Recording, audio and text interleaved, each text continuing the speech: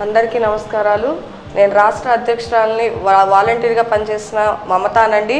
ఈరోజు చూసుకుంటే మరి గతంలో ఎమ్మెల్సీ అభ్యర్థిగా నేను నామినేట్ అయ్యి మరి స్క్రూట్నీలో క్వాలిఫై అయ్యి నిన్నటి రోజున మరి నేను కంటెస్టింగ్ క్యాండిడేట్గా ఎన్నుకోబడినానండి. ఈరోజు ఈ యొక్క మీడియా ద్వారా ప్రతి ఒక్కరికి నేను ఒకటే చెప్పదలుచుకున్నానండి.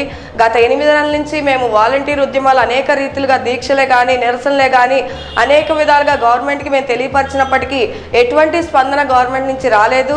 కనుక మేము ఏదైనా సరే వారితో సమానంగా వారి దగ్గరే చట్టసభల్లో మేము తేల్చుకోవడానికి ఎమ్మెల్సీగా మేము నామినేట్ అయ్యి వారి దగ్గరికి వెళ్ళాలని తీర్మానించుకున్నాం. మరే తీరుగా మేము నామినేట్ అయ్యి ఉన్నాము. మరి ఒకటే చెప్తున్నాను మేము అందరికీ, మరి చూసుకుంటే చంద్రబాబు నాయుడు గారు ఎన్నికల ముందు అనేక వాగ్దానాలు ఇచ్చారు. సూపర్ 6 అని, మెగా డిఎస్సి అని, జాబ్ చాట్ అని, వాలంటీర్ వ్యవస్థ కొనసాగిస్తానని, తల్లికి వందనం, ఇలా చూసుకుంటే అనేక వాగ్దానాలు చేసి ఉన్నారు. కానీ ఈరోజు ప్రభుత్వం వచ్చి మరి ఎన్ని నెలలు అవుతున్నా కానీ ఏ ఒక్క వాగ్దానాన్ని నెరవేర్చని పక్షంలో వారు ఉన్నారు. కనుక మరి ఈ యొక్క ఎమ్మెల్సీ ఓటు ద్వారా మరి ప్రభుత్వానికి సామాన్య ప్రజలు ఏదైతే ఇబ్బంది పడుతున్నారో ఆ ఇబ్బందిని మరి చట్టసభల్లో గలం విప్పాలని నేను ఎంతో ఆశతో ఉన్నాను. మరి ఈ ఆశని మీ అందరి ద్వారా మీ అందరి సపోర్ట్తో నేను చట్టసభల్లోకి వెళ్ళి ఈ ప్రతి వాగ్దానాన్ని ఏదైతే వాళ్ళు అమలు చేస్తా అన్నారో అమలు చేయలేని పక్షంలో ఉన్నారో దానిని మేము వివరించడానికి ఈరోజు సిద్ధంగా ఉన్నాను.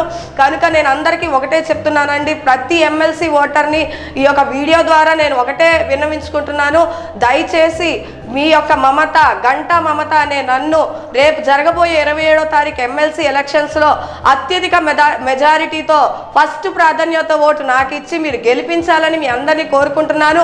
తదుపరి నేను గెలిచిన తర్వాత మీ అందరి ద్వారా మీ అందరి తరపున శాసనసభల్లో ప్రతి ఒక్క పాయింట్ టు పాయింట్ నేను మరి వాదిస్తానని చెప్పి మీ అందరి పక్షంగా పోరాడతానని నేను మీకు చెప్పుకుంటున్నాను. అలాగే చూసుకుంటే ఆప్కాస్ అని కొత్తగా మరి అందరి నోట మనం వింటానే ఉన్నాము.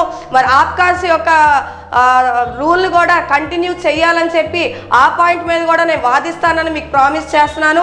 ఇంకేదైతే అనేక జీవోలు పెండింగ్లో ఉన్నాయో వాటి తరపు కూడా నేను మీ అందరికీ మరి మీతో నేను సమానంగా పోరాడతానని చెప్పి మీ అందరికీ వాగ్దానం చేసుకుంటున్నాను.